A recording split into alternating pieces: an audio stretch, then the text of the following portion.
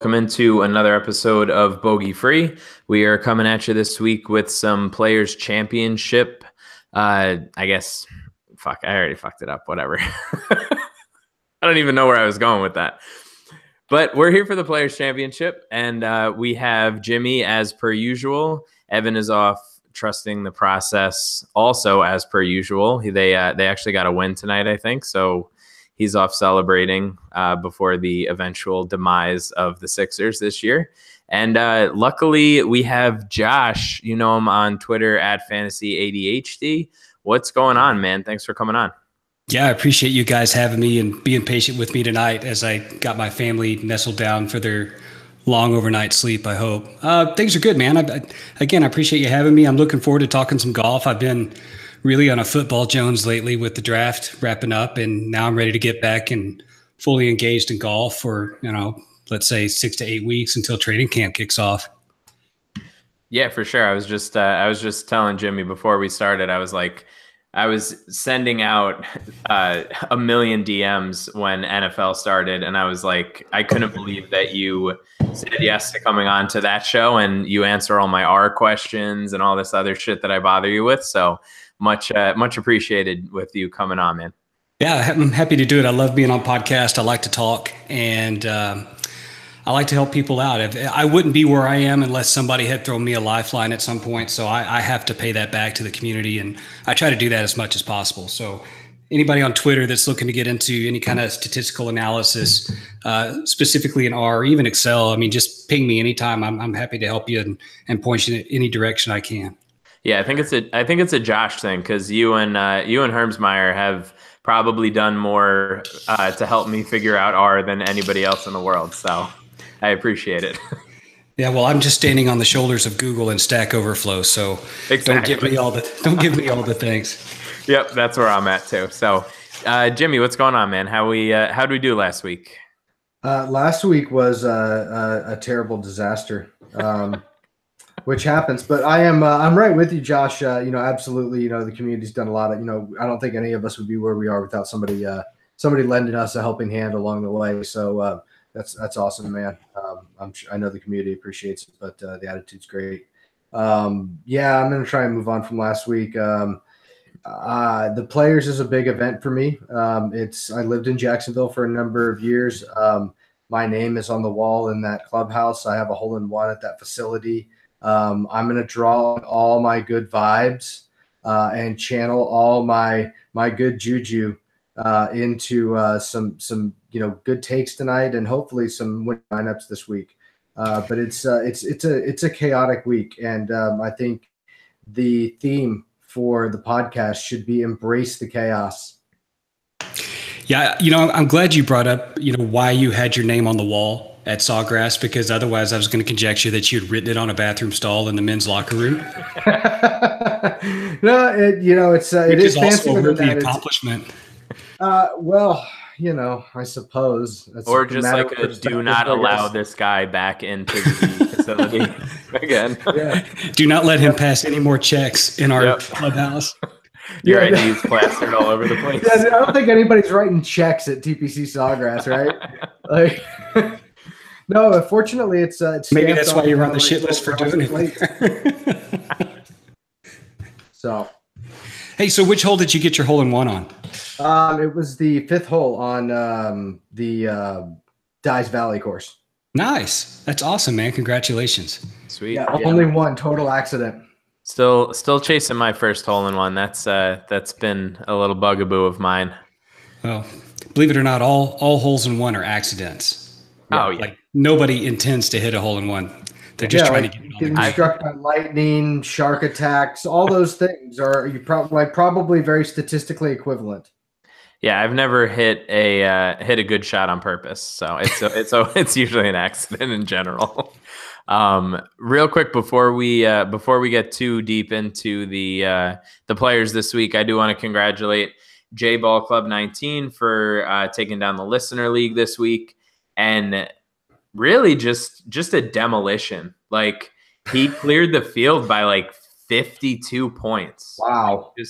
Just nuts. I hope he entered that lineup somewhere else and I know made some like real dollars. I know he had And he did that with Hideki in the lineup too. Oh my God, that's what a champion. He had 4 guys in the top 9 or better, and Keith Mitchell at 34th and Hideki at 76th. So just top notch. Good on you, J Ball Club 19. And then of course Roger Casey has to come in second again, just stealing all the bogey free money every single fucking week. It happens. Wedge just missed it too. Wedge came in third, so shout out to him as well. I saw Wedge's lineup. He had a solid lineup going into the weekend.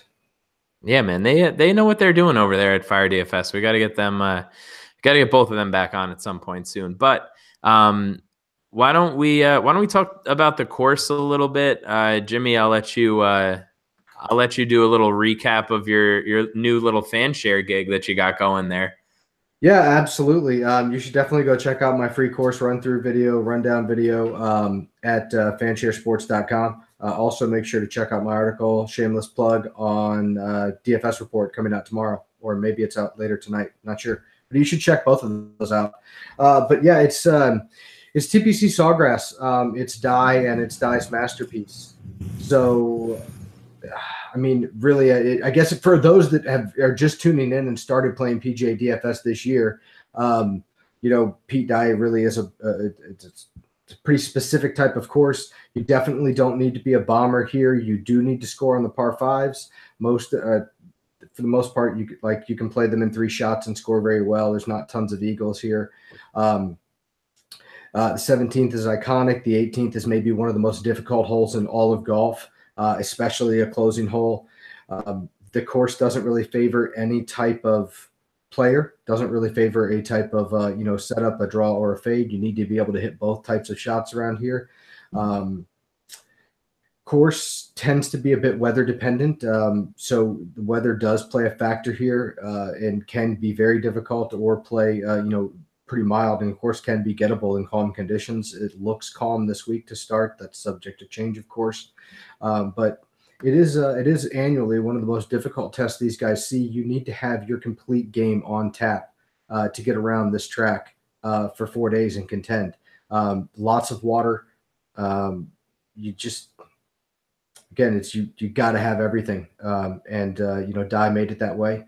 And it stood the test of time. I mean, you look at the people that win here, and it's only world-class players, and it's always done through ball striking. Yeah, that about sums it up. Josh, you have anything to add? Things you're looking for the course this week? I haven't gone through my full battery yet, but what I do see is that the course favors right to left players just a little bit over your guys that hit it straight, or even your guys that take it left to right some of the time.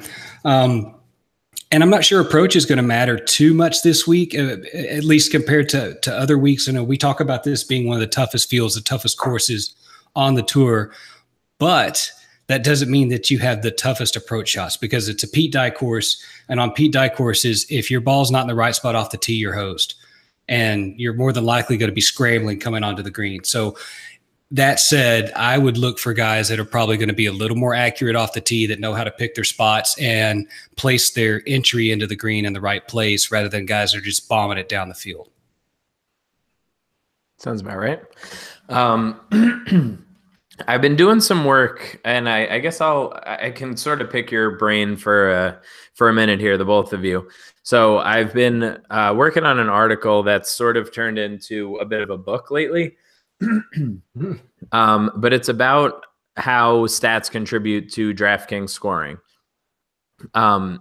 And so I've been looking at each stat and how scoring is affected if you're in the top 25 of that stat in a given week, or not in the top 25 in that stat in a given week. So for this week, and I don't know, maybe you guys could tell me that that's stupid, but I thought it was a decent way to sort of look at things and how stats are important, rather than just saying this has an R squared of whatever to DraftKings scoring. So being in the top 25 gains you 6.5 points off the tee. It gains you 12 points on approach. This is all DraftKings scoring.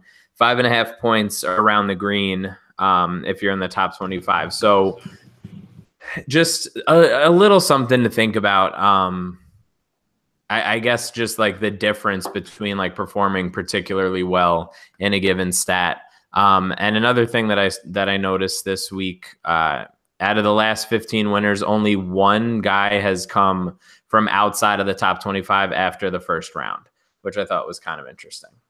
So getting off to a good start is pretty important as well.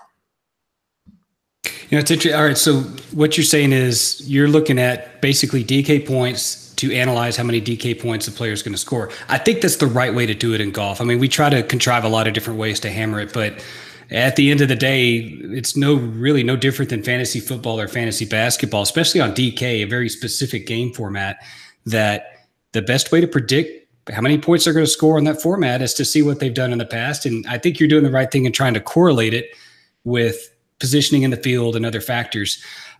So run me back through those numbers you had again, because I heard you spit out a couple numbers. And what I want to know is, are these DK points against average? Okay. So it's the average DraftKings points for everybody in the top 25 in a given stat versus the average DK points for everybody from 26th through whatever was last place that made the cut. Basically, I'm taking out missed cuts for this purpose. So off the tee, you gain 6.5 points by being in the top 25 compared to not. And for strokes gained approach, it's 12 points, and for strokes gained around the green, it's 5.5 points. I think that you measured it right, and I think that ultimately it confirms what we all kind of talk about and know, is that strokes gained approach, at least because again, your strokes gained is just a metric against the field anyway. So if you're succeeding in strokes gained approach, you're going to win golf tournaments, which correlates to DraftKings points scored. Like when you look at Tiger, what made him so dominant across all those years is he just killed everybody in long iron strokes gained approach. He just put it so close that it didn't matter how good a putter you were. You look at the way a lot of these good ball strikers win majors and things like that, is that they always win because they just put it so close. They don't have to worry about making 25-foot bombs and things like that. Now we see people do it differently, and we see Spieth and some of these guys, make some incredible putts and they do it through the putter. But I mean, even them, their long iron ball striking is what gets it done. So I think that what you're finding is what we all sort of talk about anecdotally, that your approach game and your irons are what win you golf tournaments, because when that's on, the rest of the game doesn't really matter. Right. And I think it's important to focus. I think that as a community, I think we can fall in love with trying to pick winners a lot of the time. Well, and while obviously that's ideal, I was looking into it. So DK points have 0.74 R squared with finish position. So there's still some stuff there where, a guy that finishes 21st can outscore a guy in the top 10, depending on how they got there, right? Like Tony Finau this past week was a prime example of that. I mean, granted, he moved up a ton on Sunday with that great round, but heading into that round, he was outscoring a lot of the guys in the top 10, top 15, even though he was 40th, because he scores well for DraftKings purposes. So I've just sort of been thinking about that a little more. And when I get around to it, the article will post on, Dynasty Football Factory's DFS page, so you can take a look at that once I get there. One other point, the other thing it probably confirms is sort of like a measure of confidence. Like when you're hitting your irons well, you're able to put the ball where you want, and for golfers that breeds a lot of confidence. When you're able to hit those shots and you're able to put the ball where you want it into the green, how much I think I'd be interested to know how much more likely are you to make the consecutive putt versus if you hit what you perceived as a golfer to be a bad shot, how likely are you to make the putt, even if it's the same distance? Right. Obviously, it's a really difficult thing to measure, but confidence and intangibles matter so much in golf. Yeah. But I think that when you see a golfer on fire with his approach game, you're seeing confidence in statistics bared out, and that leads to them, performing better across time, or at least across the sample size of a golf tournament. Right. And for what it's worth, I skipped over strokes gained putting. It's less of an advantage than strokes gained approach. It gets you 10 points being in the top 25 versus not. So, it really is a lot about approach. And again, this isn't like groundbreaking stuff that I'm looking at. It's just sort of like confirming what we sort of have been assuming most of the time and just looking at the numbers. So just something I figured I'd throw in this week. And the article will be out at some point, probably Thursday, Friday. No, that's cool, man. I really like how you're approaching that. I think it's sound, but at the same time, it's a very simple study, which you'd want to do. You don't want to introduce a bunch of factors. I mean, you've started off with what sounds like effectively 4 factors that contribute to DK scoring, in addition to placement. And I think that's a good way to do it. I wouldn't want to introduce anything else yet. Even a fudge factor that you would, might want to throw in for confidence. I think the R squared takes care of that already. That's the variance in the game. Exactly. All right. So at least you guys confirmed that I haven't been wasting my time all day today while I was looking into this. Not yet. Give it time. Yeah. Give it time. Oh, of course. I'm sure I'll fuck it up somehow, but at least I'm like on the right track for now. All right. So why don't we get into this field? I guess we'll take the 10K and up guys like usual. We got DJ, Justin Thomas, Spieth, Day, and McIlroy up at the top. Jimmie, I'll kick it to you first. Who are you looking at being overweight on? Are we avoiding these guys? What are we doing here? I think to some degree I'm going to avoid this range. I don't think I'll play any of Dustin. I'll probably not play any of Day despite his win last week. I might have like one lineup with him, but I'm going to be focused on Rory and Spieth in this range. Rory, because, despite his first 3 years here, missing the cut, he has performed exceptionally well at this golf tournament. We know him as a bomber. He tends to gain all his strokes off of the tee, but last week he gained all of his strokes through approach.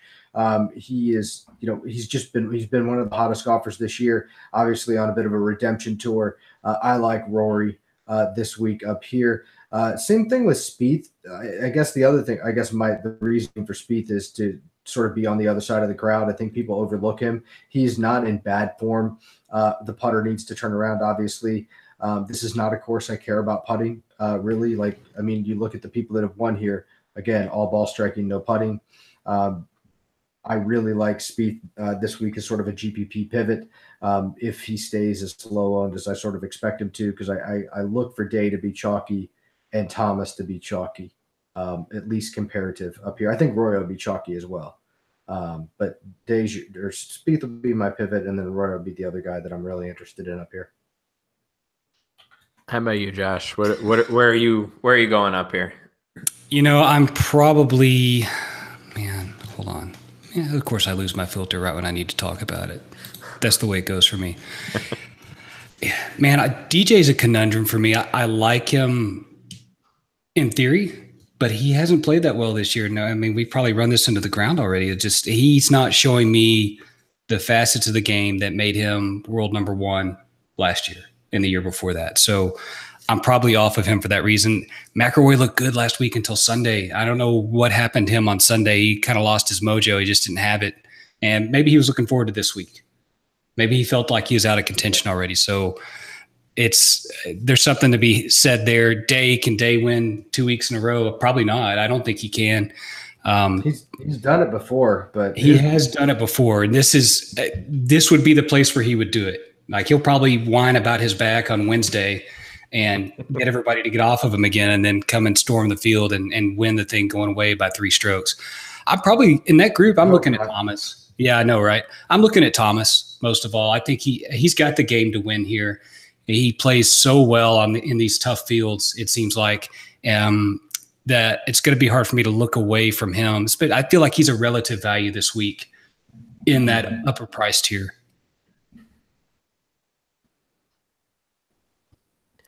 Yeah, I don't know, man. I'm having a rough time here, if we're being totally honest with each other, because everybody knows that I love JT, right? Like, there's not there's no shadow of a doubt that I'm fully on board with Justin most weeks, right?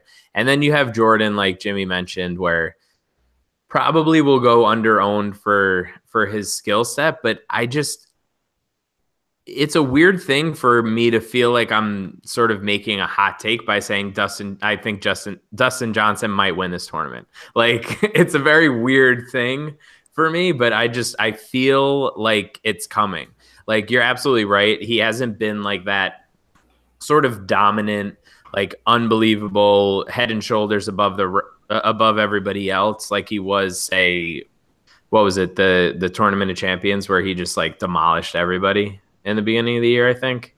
Like, he hasn't been that dude, but God, I don't know, man. He's like popping no matter what I build. Every single model, he's coming up pretty strongly. So I think I'm probably, I don't know, I might try to get like 50% of Spieth, Thomas, and DJ, and avoid Day and McIlroy entirely, personally. I mean, again, I've run so goddamn cold that I don't think that you should probably listen to me at the high end, but that's just sort of where I'm at. Like, I don't know. Am I crazy for thinking DJ could win? Like, that's nuts, right? Given his course history and such, like, kind of, but no, because he's DJ.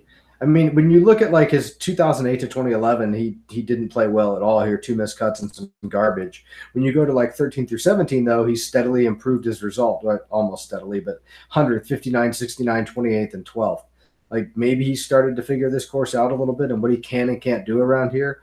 So, you know, what I like Rahm, as we'll get to, but like one of the things I wrote about Rahm is he can attack this course if he plays within the course.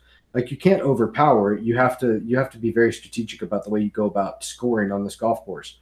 And if maybe DJ's figured that out, but it's hard for me to pull the trigger on it. But he's not been as bad as I think we all think he's been. Right.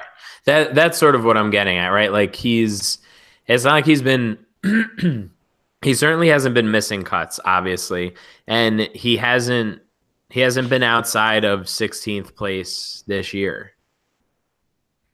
Like, I don't know. I feel like that's pretty good, right? Like, I think that he might go under owned for how he's playing, because like he set the bar so high that he hasn't reached that bar, but he's still playing like extremely well. And I would say he's pretty close to a lock for like a top 25 to me personally.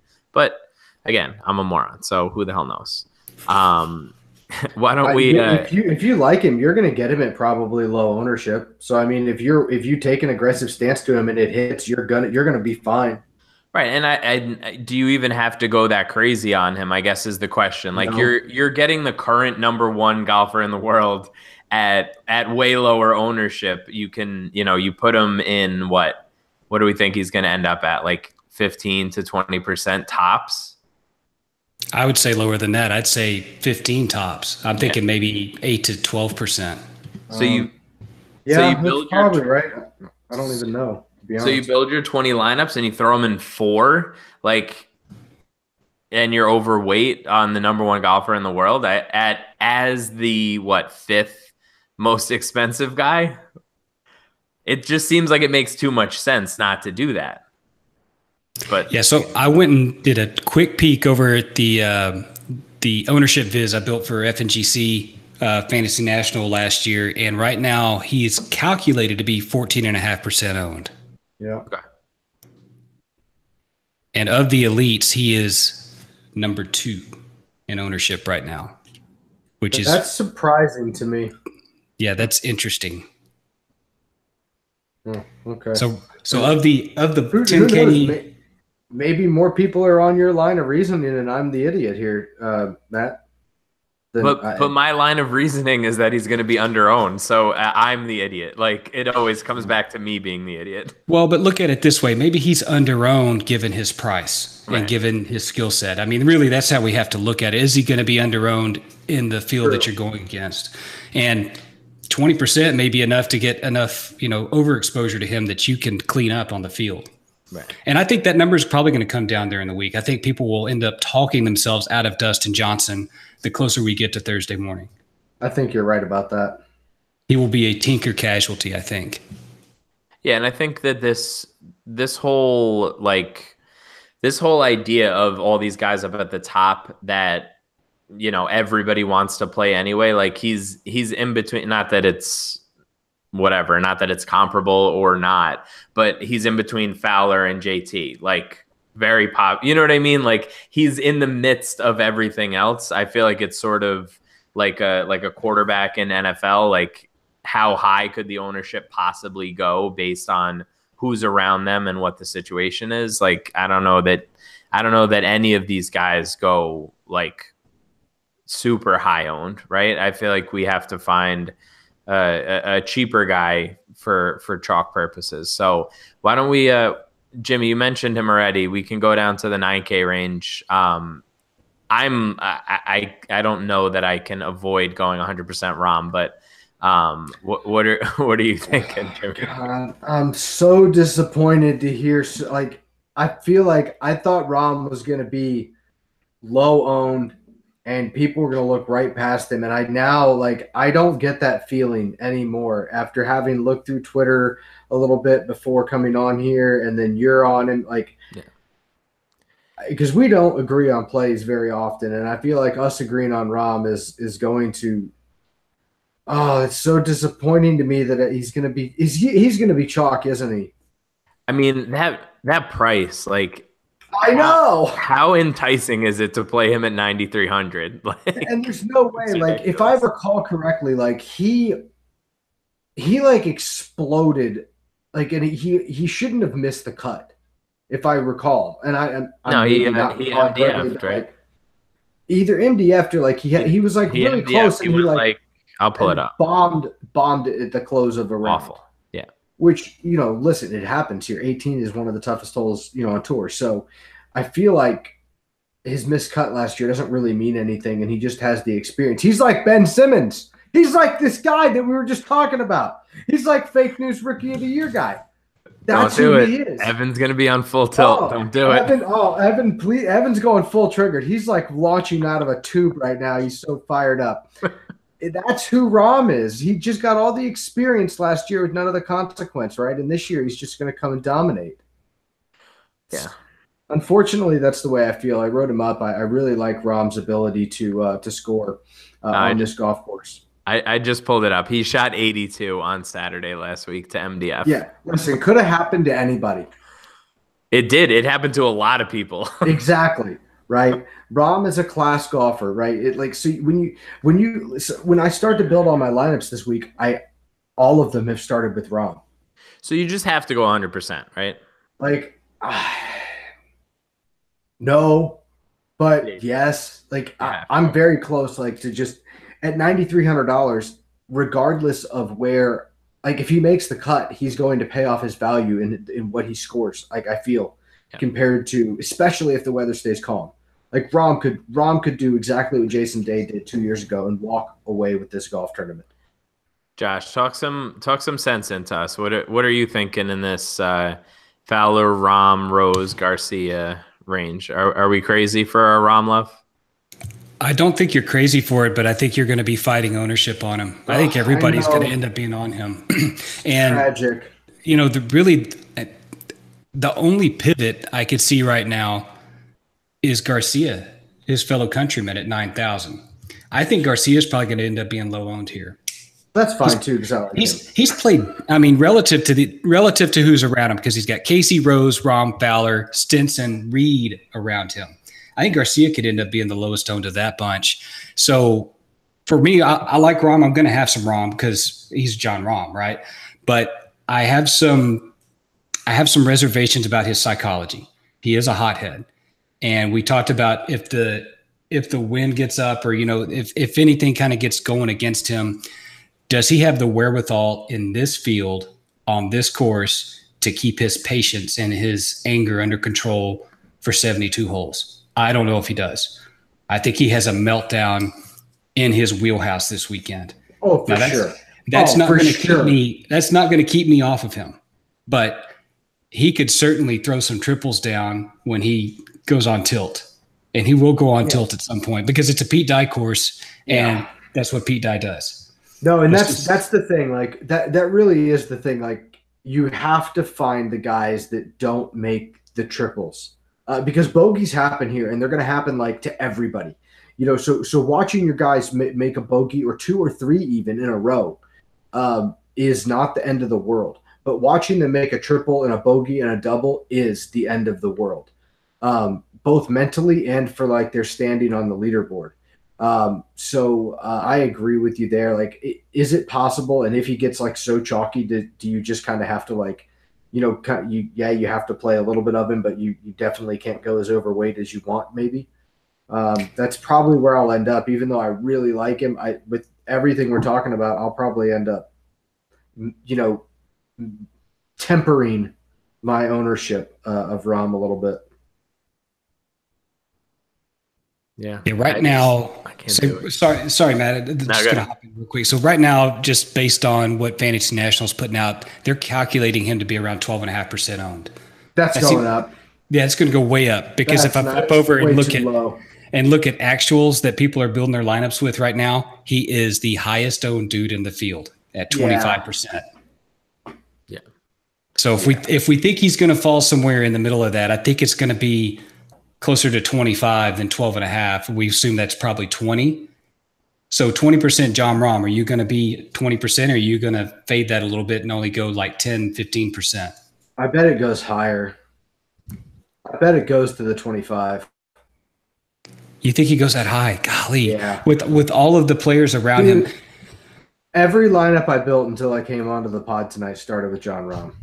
And I'm not like a super sharp guy that like has a secret or something. If I'm doing it, everybody's got to be doing it, right? Well, yeah, I mean that's the gut feel build. That's what I'm saying. Like I feel like he's going to go to the 25, and for all the reasons that we've talked about, like his scoring ability, regardless of where he finishes. Like if he finishes top 20, he's going to pay off with how well he scores. So like you almost have to have some of him, and people are going to feel the same way, which makes Rose like probably a not terrible play right there. Yeah, I will say this about Rahm. He's played 54 holes, so he's got 3 rounds in at Sawgrass officially. And in those 3 rounds, he is just above field average hitting greens in regulation. I feel like that's pretty important. Yeah. In his favor. But on the flip side of that, he is merely average at hitting fairways. So he's hit 54% of his fairways across 42 fairway attempts. So what is that? That's like 22. How much, and a third of that sample size was an 82. Right. Right. So we know, like, I feel like he'll improve his like fairway accuracy, and like again, he'll be able to improve upon his mistakes of the previous year. I feel like he's, that's what these guys do, and he's a world-class golfer. Yeah. But certainly if he gets that chalky, like, Rose makes a good play. I like Garcia just below him. I wrote up Garcia as well. I think coming back to, like, nobody has a better track record at TPC Sawgrass than Garcia. He's been as consistent as any golfer, averaging a 20th place finish in his last 11 starts without a missed cut at the toughest, one of the most dynamic, toughest courses, demanding courses on tour. So that says a lot about what it takes to get it done around here, and that's with a win, right? So Garcia has a win here, and it is all done through ball striking.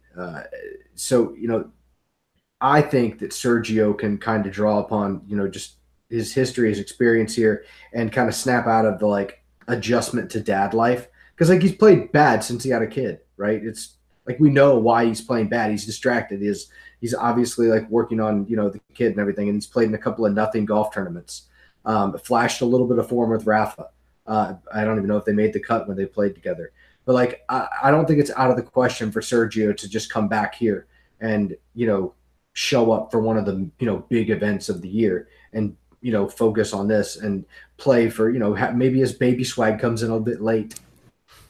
But I feel like, there's people are going to think Sergio's worse than he really is right now. And I think we know why he's been bad for a couple of weeks. And it's just, like anybody, like you're probably, you're going to have a whole bunch of shit that goes undone when you have your kid because, well, I got a kid now and these things aren't as important at the moment. Right. So yeah, I was going to say, when does my fucking baby swag kick in? Do I have to really wait till the end of August? Because that's not gonna work. Well, it'll work for NFL season at least. That's big money anyway. You want it to wait till then. Yeah, that depends on two things, right? How forgiving your wife is and how badass your nanny is. Well, my wife is pretty awesome, and my dad is gonna watch the baby because he watches all the grandkids. So he's crushing. So nice. We're good on both fronts for that. So hopefully it works out. Yeah, sounds like you're in tip-top shape in that regard, and I think Garcia's probably in tip-top shape too, on the wife and the nanny side. He's probably got a good hookup. Yeah, exactly. Like I feel like he can get it sorted out, and like if he decides that this is the event he wants to focus on after kind of shaking the rust off, in two previous like nothing events, like that's not out of the question to me. So and I don't know. I feel like we could maybe get him at discounted ownership as well. Yeah, I never. Go ahead. No, you go ahead. No, I was gonna say I don't think I've ever played Sergio Garcia at all, and I'm not saying that that's like a good thing. I can't remember a time where I played him under any circumstances because I saw him at a practice round in like the Open at Bethpage Black, and he threw a club into the woods, and I just thought he was a dick. So I've never played him because of that. So I don't think I'm gonna start. Was that grip gate when he kept gripping and re-gripping his clubs like the whole time? And everybody in the stands was like heckling him. Oh, it's got to be brutal, man. The worst. It was like it's a fucking practice round, and the guy took like 10 minutes. I forget what hole it was. It was one of the par threes that we were just sitting in the grandstand, and me and my dad, and we were like, "What is wrong with this guy? Like, what's happening?" Yeah, but you got to feel for the guy going through that though. Like mentally, like it's got to be like anguishing. Yeah, for sure. So it's like a physical stutter. Brutal. Yeah, brutal. I try to think back, like, have I had the yips doing anything? Yeah, it's got to be so debilitating. Yeah. I feel like I have the yips with everything. Like, I haven't, like, I need to get good at something. I have the yips in DFS right now. I'll tell you that goddamn much. DFS yips. I'm like, well, the annoying thing is I feel like I actually, like, I say, like, the right stuff, and then I build a lineup, and it's just completely wrong. Oh, well, yeah, because you can only fit 6 golfers into a lineup, and we talk about fucking 30 of them. Yeah, I guess. But he's got a point, Matt. He's got a point. I would like to have like a good lineup at some point before like Christmas. And if you think about all the permutations of those 30 golfers in the one lineup, you have a supreme chance of fucking that up. It's not your fault. That's math's fault. It's 100% chance. Yeah, you just need to play more. Just law of averages in large numbers. Just play more, and closer to what you say. That worked out perfectly at the craps table in Atlantic City last week. So yeah, I'll definitely start playing more. Whatever. While we're talking, I just keep entering $5 lineups because I've already got all the $44 exposure that I want this week, and I told myself that I can't enter any more of those. So instead, I think I've entered $5 lineups while we've been on this podcast. There you go. This most recent one, I feel like is a winner. Although it's got an Ander-cursed golfer in it, which is unfortunate. You got a little Murray? Yeah, we're getting there. So the way I look at firing off lineups is like this. It's like with a deep enough pocketbook, you may eventually break even. That's about right. It's so right and so depressing at the same time. Eat Arby's. Yeah, that's right. Nihilist Arby's is loving that take. Yeah. So real quick before we jump into the 8K guys, if we're thinking that Rahm's ownership gets out of control, do we then lean towards like more of a stars and scrubs and skip the 9K, or just deal with it?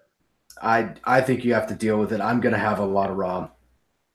Like I'll have 20%. I'll match the field at the very least. Yeah. 25%. I'll probably be overweight. Still. Yeah. It's all right. Fine. I'm just gonna go 100% Rom and just fuck it. Who cares? Like, it's just money. Like, what does it matter? I mean, it's either DFS or diapers. I mean, choose your Right. poison. what, dude, bro, you I gotta got spend now. hey, somebody at hashtag RotoWear at RotoWear, put that on a freaking t-shirt, man. DFS or diapers. Somebody call those. I'm tweeting at those guys right now. You guys talk. I got to tweet. All right, so Josh, I'll kick it to you first for this range. So we got the 8K guys. We got Casey, Stenson, Reed, some guy named Eldrick, Hideki, Phil, DeChambeau, Fleetwood, Molinari, and Kisner. This is a hell of an 8K range compared to a usual week. So what are we thinking here? I'm thinking that if you can guess the right 3 guys in this price range, you will win this week. And I also think that you're going to see an inordinate amount of lineups with 3 8K guys in them this week that eschew the elites. And it's just loaded at 8 this week. And it's really hard to choose between all the players we talked about. Because, like you said, it's Casey, Stenson, Reed, Woods, Hideki, Fig Jam, DeChambeau, Fleetwood, Molinari, Kisner. I mean, it's loaded. Pick your poison. Out of this group, I think I would be tempted to get overweight on Casey. Yep. I think Casey's got the game to win here. I don't know if he's got the Sunday to win here, but overall, maybe he's a player that can get far enough ahead of the field, let's say 2 or 3 strokes, where he can kind of coast it home on Sunday instead of having to actually win the tournament by coming from behind or getting in front of somebody else. DeChambeau is going to probably be the most owned guy in this range, I'm guessing, even though he's new to this tournament. I do think he's got the game to win here. He certainly hits it long enough. He could work the ball both ways. He's been really, really good lately, and his price is kind of like Rahm at 9,300. I think people are just going to gravitate toward him, even though he's right next to Tiger and right next to Fleetwood and Molinari, guys that are being touted this week already. So I'm going to have a hard time with DeChambeau. I want to own a lot of him, but I'm afraid that it's going to put me right in line with the field, and that's not what I want this week. Jimmie, where are you going here?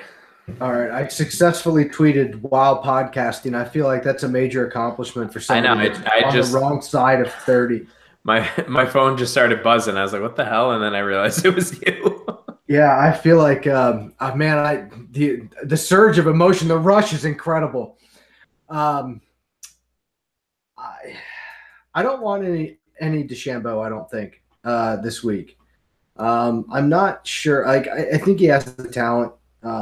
Obviously, he's put together some big finishes on into big tournaments. I think this course theoretically suits what he does well, but it's his first time around here, and I'm just not really that sold on heavy ownership, what I expect to be heavy ownership. And I say heavy, I mean, he won't be. I want to play a pivot play in the 8K range because of what Josh just said.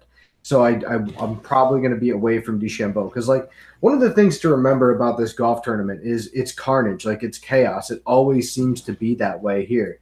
Now, again, the weather is projected to be good, but like heavy chalk guys or even marginal chalk guys can easily just throw up a miscut here that, like Molinari, dude, like chalk Molinari, and like he's going to be chalk. Like I've written him up and he's in my article and everything, and I get it and I like all the reasons and whatnot, but like he's a guy that could easily go out and blow this cut. Like, do I want to have that much ownership on a mid 8K guy that are going to be stacked up in here like Josh is talking about? And I think the answer is probably no. So I think the secret is sort of figuring out where the ownership is going to lie, and then I mean, I'm going to have some of it, because I don't think you can avoid all of the ownership in here. But I do think that this is sort of where you're going to win or lose with your core this week. Because I do believe that balanced is the way that most folks are going to go. And lineups are going to start with Rahm. or they're going to start with Garcia, or like hell, I've started plenty of lineups with Stenson this week, and I'll be extremely overweight on Stenson, and then maybe just sprinkle in some Reed and Woods, and I almost have to go back to Hideki after like losing so much money to him last week. If I don't play him this week and he does like all the things I expected him to do last week, this week, oh my God, I'll cry. It'll be bad.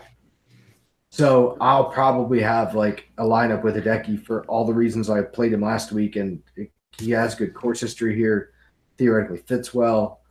It's just so hard. I didn't really like what I saw from him, like through his approach game, but he's Hideki, and Tiger Woods is like the real question, though. I think he is going to be a very polarizing player, and I feel like uber chalk. What are your thoughts? Yeah, I mean, me personally, I think I'm gonna probably like my cash lineup will probably be starting like Rahm, Casey, Stenson, even though I never play Stenson. He's just popped in again, one of those guys like keeps showing up, and like if you beat me over the head enough, like I'll eventually listen to you. So that's kind of where I'm at with Stenson right now. Fuck, man, like I'm such a fish with Tiger. Like I can't wrap my head around not being on him if he does well.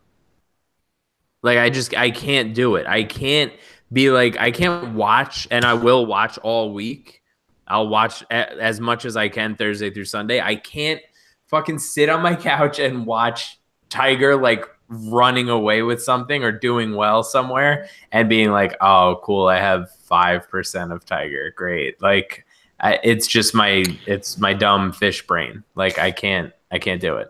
Yeah, you got to get over that. I mean, isn't it enough just to be able to watch the guy play again? It is for me. Maybe I just need to put like an outright on him. I guess I don't have like the severe fandom that some people have, like for Tiger Woods, like, or I guess I don't struggle with that same thing, but like it is real. Like I know people that just outright bet Tiger Woods because he's Tiger Woods. Like doesn't matter. Yeah, I think I just have to do I personally feel like this is a good time and a good place to get on Tiger Woods. Even though I feel like he might be chalky, I'm going to have some ownership of him, even though, I've been hesitant to get on him from a DFS perspective this year.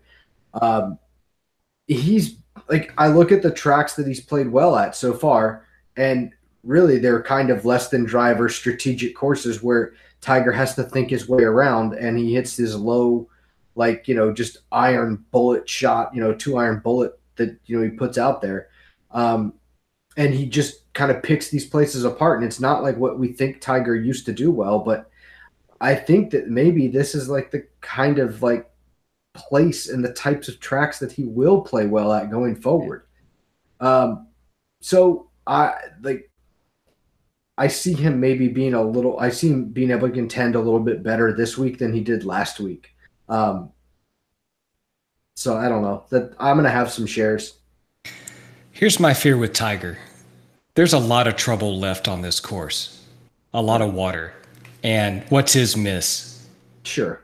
His miss is way fucking left. Well, and he's got some like awful results here too. Like team course history says, like Tiger Woods, danger Will Robinson.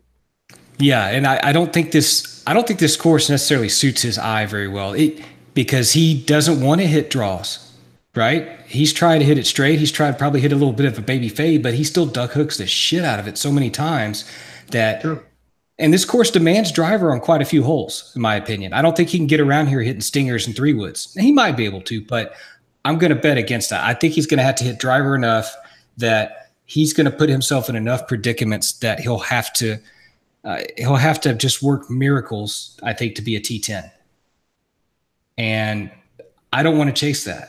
I think there's a lot better things to do in that price range that can get you so much closer to a victory than Tiger Woods this week. That's probably the smart money.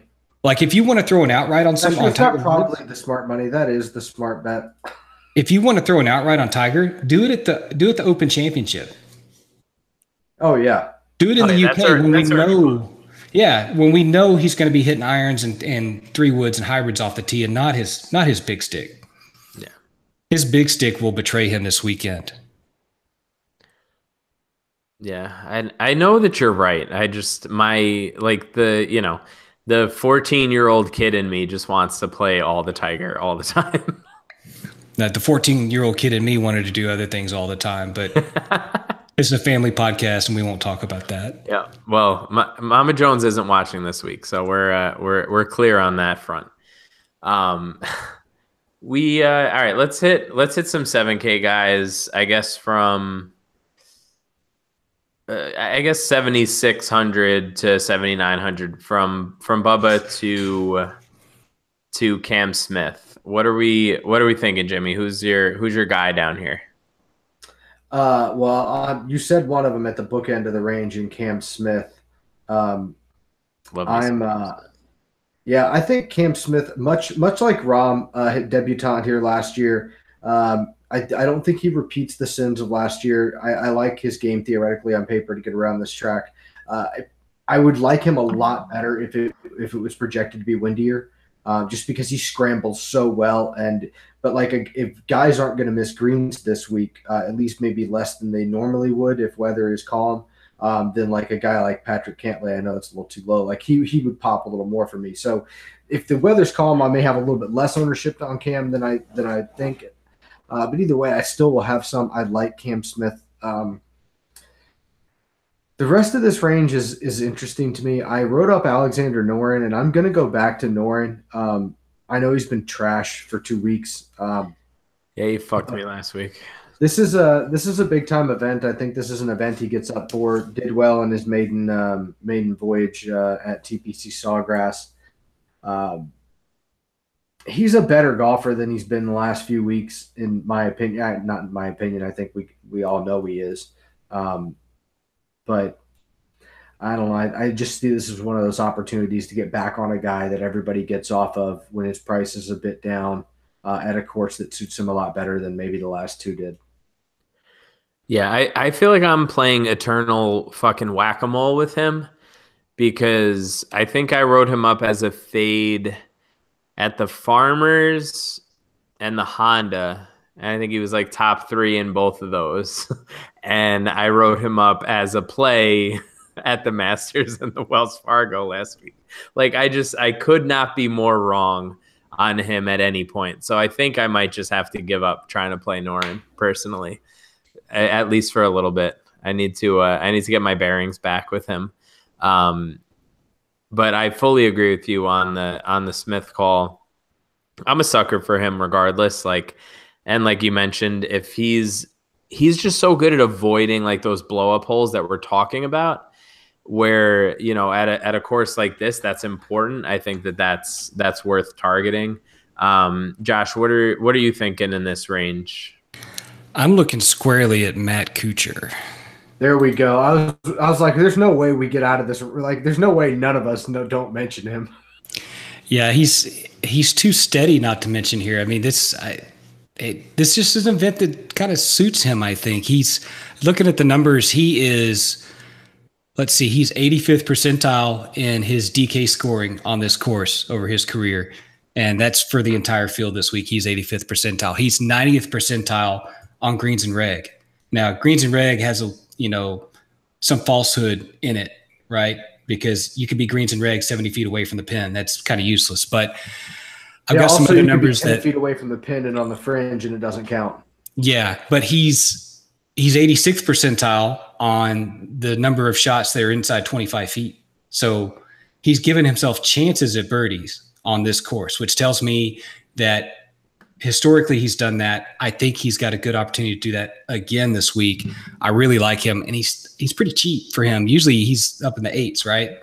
And sometimes even creeps in the 9s. So to have him at 7,800 this week, he's probably going to be one of my most heavily owned players. And the other guy I'm looking at in this range, and I'm trying to catch him a week early, and that's Koepka.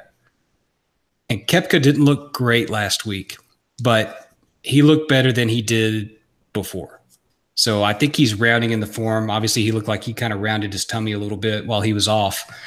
And I can't begrudge the man that. I mean, Michelob Ultra is really good beer. I see that. I said that with straight face. I said it with straight face. I'm kidding. No, but I'm going to look at Koepka. Poured myself a glass of Michelob Ultra as well. Straight here. So I like Koepka this week. He's better than average hitting greens here. He's been better than average hitting fairways here. And granted, that's not a huge sample size. It's enough for me to say, okay, I think I can play with that. His DK points per hole is also pretty high here relative to the field. It's up in the 85th percentile. So these are numbers that encourage me about his comfortability with this track. And as such, I'm going to probably chase him a little bit again this week, like I did last week. All right, now we can get to the real plays down in this 7,500 to 7,000 range. So I looked it up before, and apparently Tony Finau doesn't have a middle name. But if he did have a middle name, this is where I would be dropping it because he is going to crush this week. And he doesn't have a middle name. I don't know. I couldn't find. Listen, the extent of my research was like going on Wikipedia. Like, okay, okay, never mind. The most trustworthy source in the world. Right. I mean, I'm assuming that I'm right on the whole Justin Lewis Thomas thing. Like, I've sort of said that, I don't know, 70 million times this season. So I'm hoping that Wikipedia is right on that one. But according to Wikipedia, it's just Tony Finau.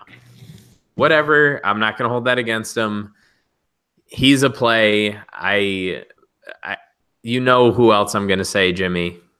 Who else am I going to say right below him? Right below Tony Finau? Yeah. Oh, probably Grillo. Oh, no, you're going to play Luke List? That makes sense.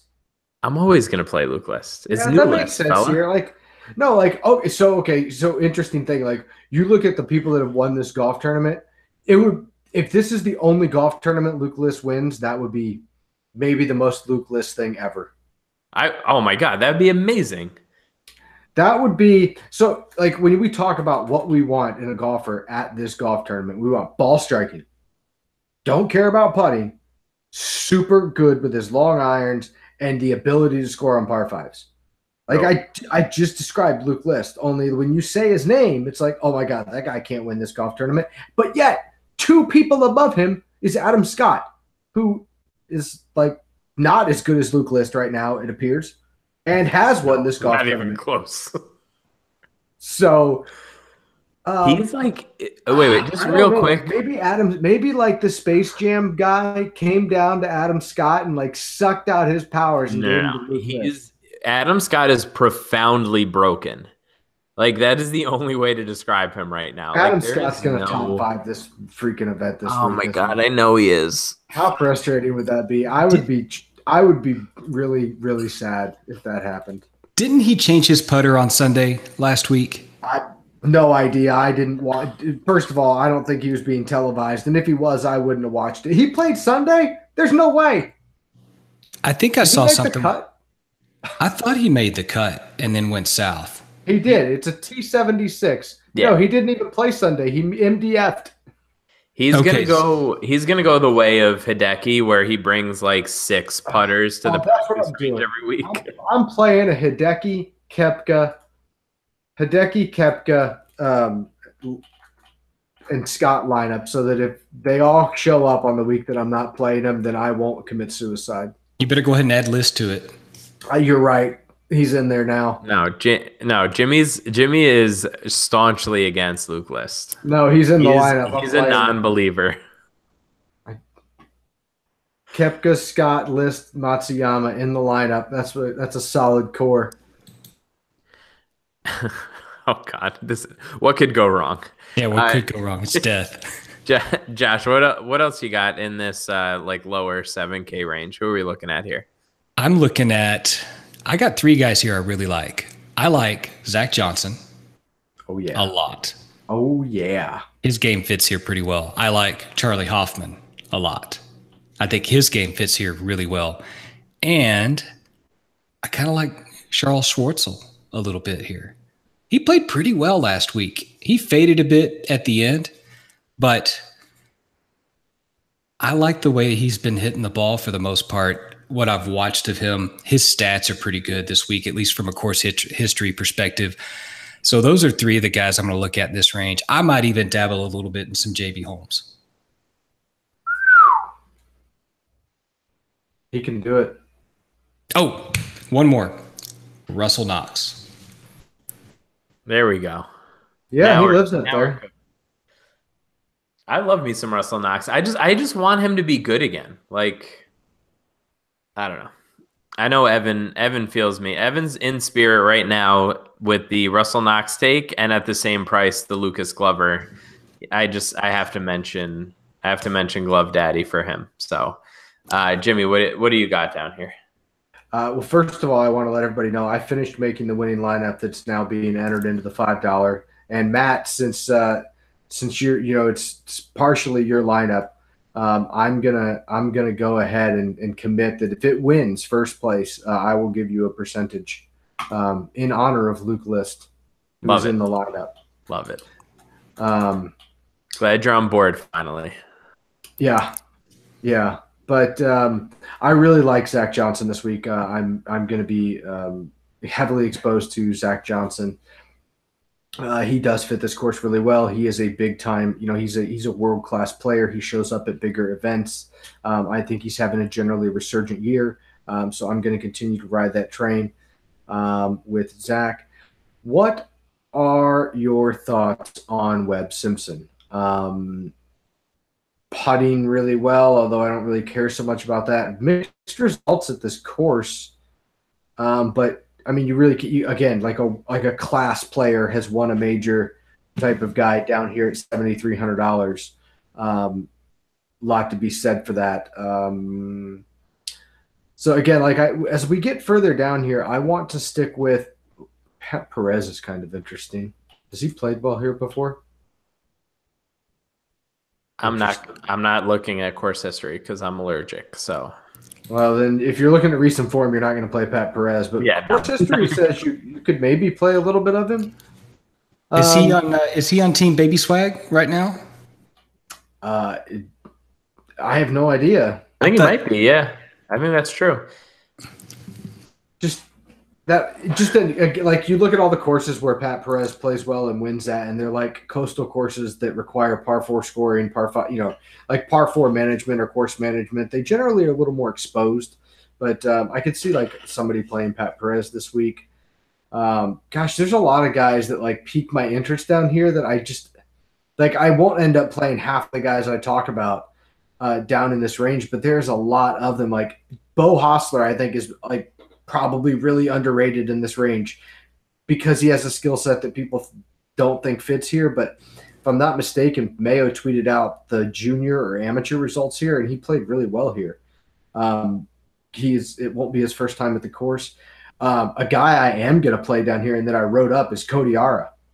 Satoshi Kodiara, the winner of RBC and another Pete Dye golf course, sneaky top 20 player in the world. Japanese player. What do the Japanese do with golf courses? They make them really tight and tiny, short, long irons, and that's what Kodiara does well. It's how he found success at Harbour Town. I think it's how he can find success here. So won't be going crazy, but we'll have a little bit of Kodiara. The other guy is Alexander Levy. He's French. Yes. He's super French. I was talking with, according to Matt Wiley, he is super French, as French or Frenchier than Pepe Le Pew, according to GIF.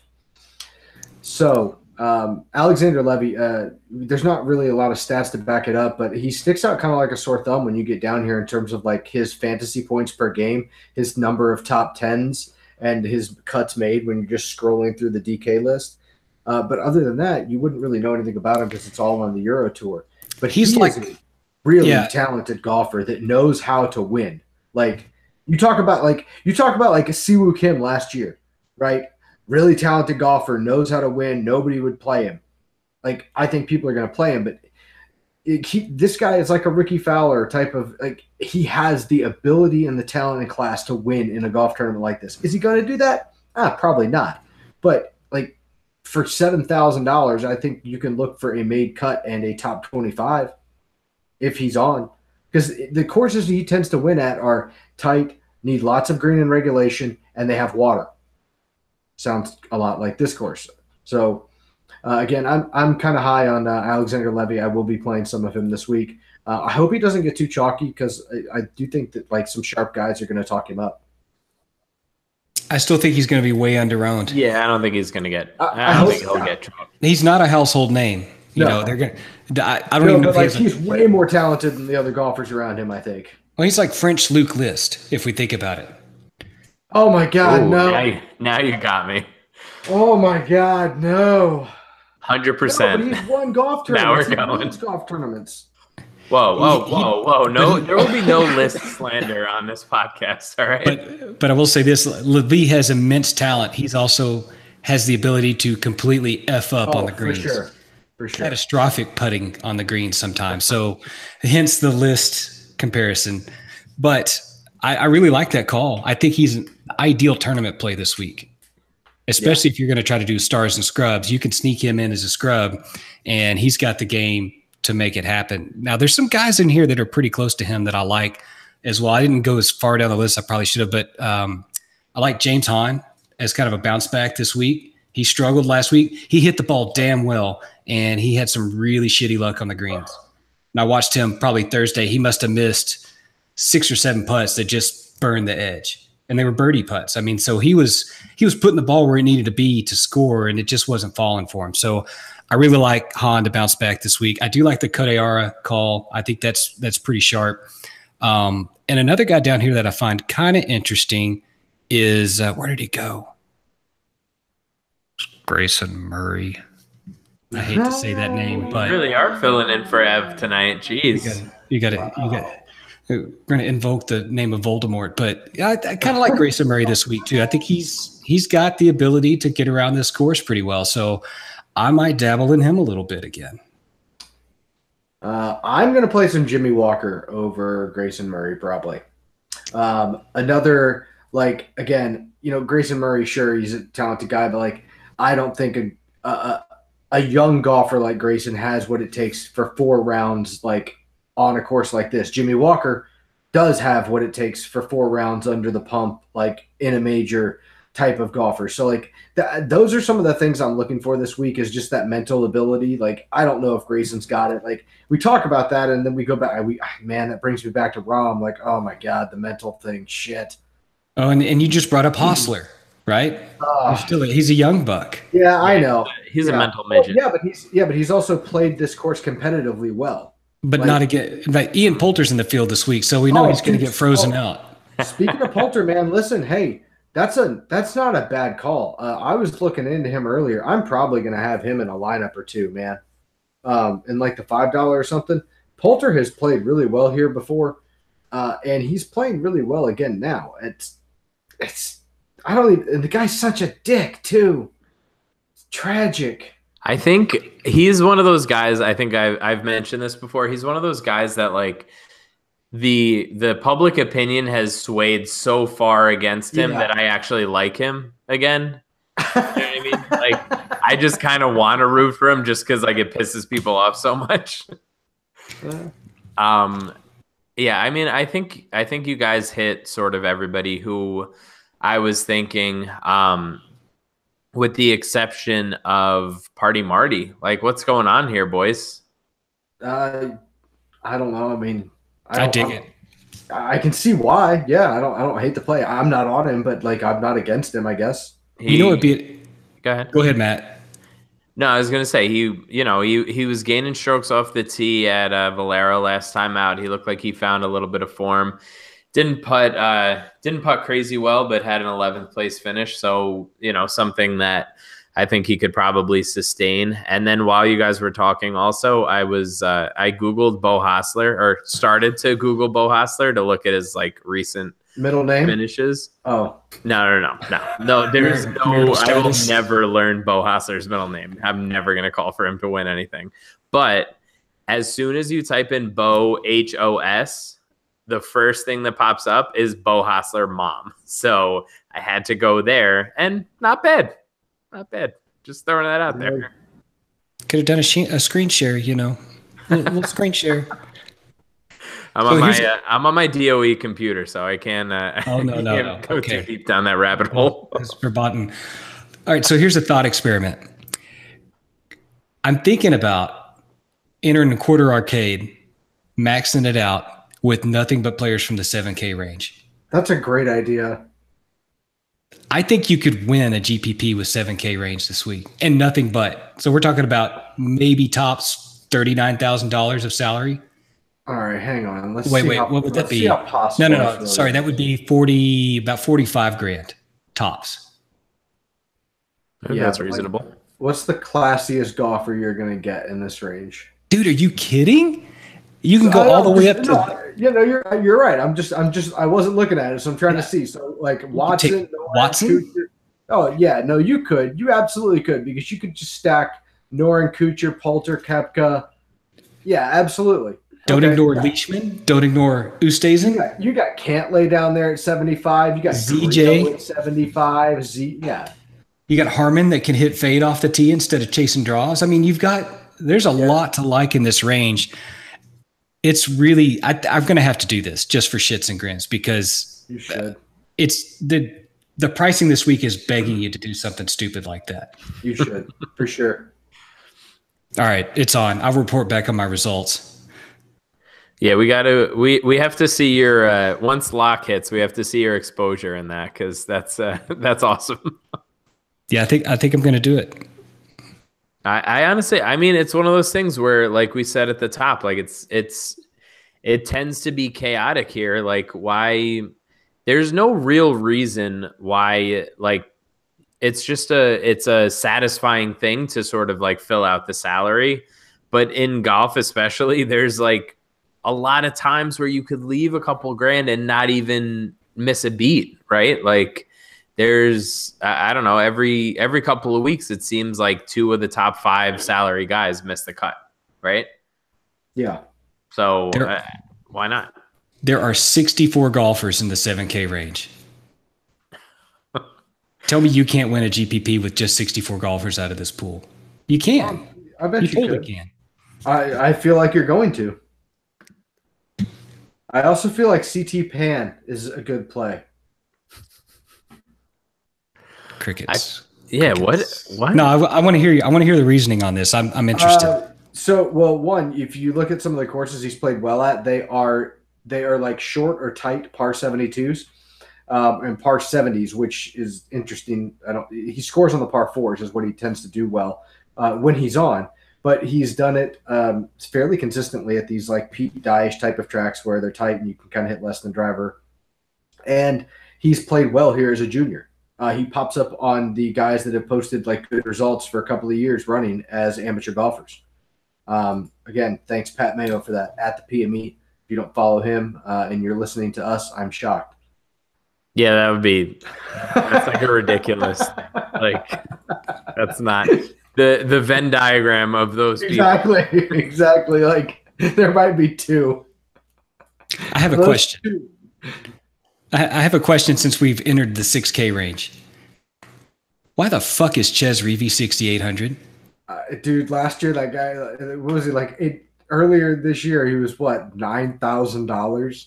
Oh my god, he was so hot, like through the California swing. It was ridiculous. Waste management in California, a couple of back-to-back top 2s, and then nothing because it's the 80-20 rule. Like golfers make 80% of their money in 20% of the year, 20% of the events. And it holds true for all but the elite guys. That's why, like, it's why you just can't expect certain golfers to sustain this level of output. You're not a transformative talent from one year to the next because you improve some things. You might win one more golf tournament or you know what I mean? You might place that much better, but like, people don't change that drastically or that much from year to year. And I think we tend to like expect that as we look at like, you know, we have these like, we always do that, football, golf, all of it, you know, any sort of punditry or talent evaluation tends towards the exaggeration. But it's we fall in love with these guys because we see how good they are, because that's what it takes to be on tour, is to be that good. But to be that good for like every time you tee it up for 4 rounds all the time is just not a reasonable thing. Yeah. For all but like, there's a reason, I guess, the top 10 or the top 10 in the official world golf rankings, right? It's unsustainable to amp it up like that every single time, unless it's just that's your steady, right? Exactly, like that, and that's the top 10, top 20 in the world. That you can expect that every time they tee it up, that their odds of returning a top 10 or a top 20 outing is that much greater than the rest of the fields. But unless it's those guys, you can expect them to fall down, like Gary Woodland. All right, Gary Woodland's another guy. It's a perfect example. Whoa, we talked about him last week. Whoa. No, not a bad thing. Just Gary had his 20% run, and now he's playing like Gary Woodland. Yeah, but Gary Woodland can hit 3-wood off the tee here. So can everybody else in this. All the Gary. Tournament. Nope, all the Gary. We're doing it. Me and Josh. Like you and like I just but that's the thing. Like why do you have to do that though? You could have picked anybody. Why do you have to take Gary a shot at my guy? Because he was down, then he was up, and then he's back down again, just like Chaz Reavie. No, we're gonna talk off air about this because I don't appreciate this talk. Luke List slander, Gary Woodland bashing. No, you're on. I don't have any favorites. Oh my God.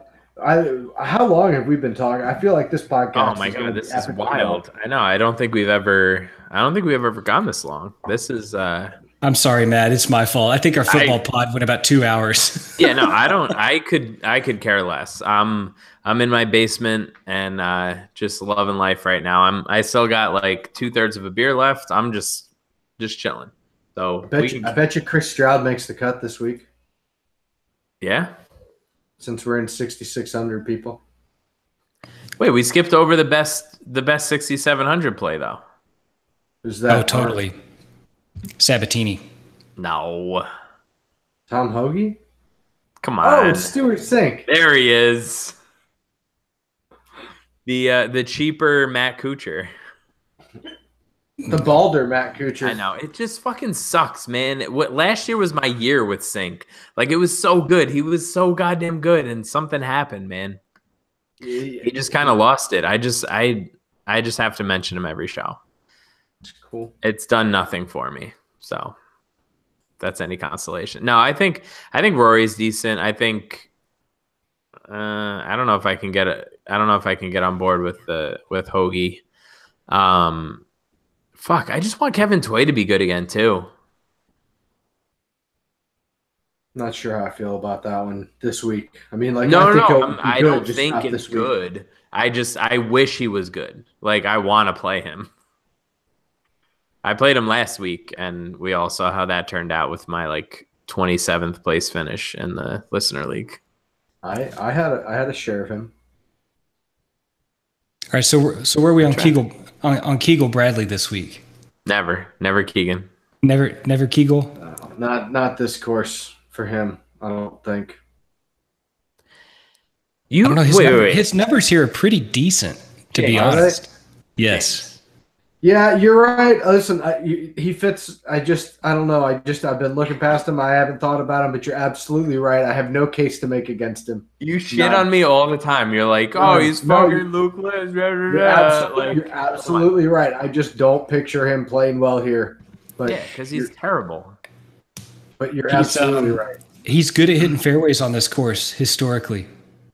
He is 84th percentile on fairways and reg. And if we deem that important, then I think we at least have to consider him as a possibility this week. I have never played that man, and I never will. I mean, he's kind of essential if you're going to do 2 studs and scrubs this week, I think. But anybody that's doing two studs and scrubs is going to end up probably with Keegan Bradley or Kokrak, I think. They're going to have to put in somebody that's like 6,900, 6,800. Oh my God! No, I'll play Chris Stroud. What about Austin Cook? No history here. How do we feel about Austin Cook? I'll play Chris Stroud and CT Pan at 66 and 68 for my like superstars and scrubs. Stick in Levy at $7,000, and then I can stack. Oh yeah, I could stack Rahm and JT and Rose. Like, yeah, you could stack whatever you want. Just Stroud, Pan, and Levy, and you're gonna print money this week, folks. Also, please don't put those players in a lineup and actually use actual dollars. That'd be a bad idea. Another player down there in the dirt cheap range that has interesting history here is Hudson Swafford. His fairway numbers have been really good here, and his approach stats surprisingly have been pretty good as well. So if I'm looking in that range and I need somebody that is, what was he? Where the hell did he go? 6,700. So again, stars and scrubs. I think he kind of fits the bill for scrub, and he's a good pivot off Stuart Sink. Yeah, the super chalky Sink. This is an outrage. Now, you're right. I mean, I'm not going to play Sink this week, but I just want him to be good again. I feel like if we talk about any more golfers, then they're going to be who the hell else is left to talk about? I was going to say, then they're golfers that we shouldn't be talking about. However, I do want to draw attention to the fact that we did not talk about Ricky. We did not talk about Patrick Reed. We did Patrick not Reed. talk about How about that? I want that on record. Okay. I don't disagree. But you know what, Dustin, if you're still listening, get out of my mentions with the Patrick Reed shit. I'm just kidding. I love you, Dustin. I thought you were talking to DJ. We didn't talk about Patrick Cantlay either. So 3 like really talented golfers that will be heavily owned this week. I think that we didn't even like mention. Chesson Hadley. We didn't mention Chesson Hadley. We didn't mention Xander Schauffele. Yeah, I probably think, for good reason. I'm not playing Xander here. Yeah, I think if Cantlay was at a different price, I probably would have talked about him. But I'm just like fully in on Finau, so it's just sort of it is what it is. Are you really? You're just totally ignoring the course fit and everything with Finau, huh? I love it. You are committed. Why not? Talk me out of it. 30 seconds. Ready? No, he shot a bogey-free 5 under 66 on Sunday to jump all the way up into a tie for 21st place at the Wells Fargo. He shot up like 40 DraftKings spots. The update on DraftKings that I just read to you suggests that we should play him. Yeah, he's like the ultimate, like he's the poster boy for. Actually, you know what? When this article comes out, he's gonna be the cover because he's the reason why I thought of this. Because I was like, this guy is in 40th and has like the 10th most DK points. And everybody's like, oh, I need to pick a winner. Like, no, you don't. I mean, maybe he's your showdown guy and not your event long guy. Oh my God. By the way, I'm fully in. Call. I'm fully in on round 4. The round 4 slate every week. I play way too much on the round 4 slate. That's the problem. Like the problem is like, so I do the same thing, but I've yet to lose money in it. Right, exactly. That's how I am. You're fucked now, dude. Winning. You're totally fucked. Screwed. I'm sure. Yeah, but like there is sort of like a formula. Like finishing in first place, and for GPPs, it's not all that great. But like for a 50-50 or cash, like it's you know what the lineup is going to be. Like, you know where a significant portion of ownership is going to go. So it's very easy to make a couple of key pivots in 50-50s or in GPPs and, you know, and you don't even have to deviate that far, but you separate yourself to such a degree that's incredible. Yep. 2 extra birdies will put you on par with the first place guy if you have a guy that's outside place bonus. That's not much. We saw that last week. Finau went ham. Like on this course, it'll be interesting because it's not traditionally a course that people light up and blister. But like on a course that you can light up and blister, like I think there's an edge on Sunday round 4 stuff. Yeah, because for that exact reason, you can just take guys that have the potential to, you know, if you have 4 guys in your lineup that shoot 64 or 65 on a course that can be gotten, you don't need to finish in first or second. Right.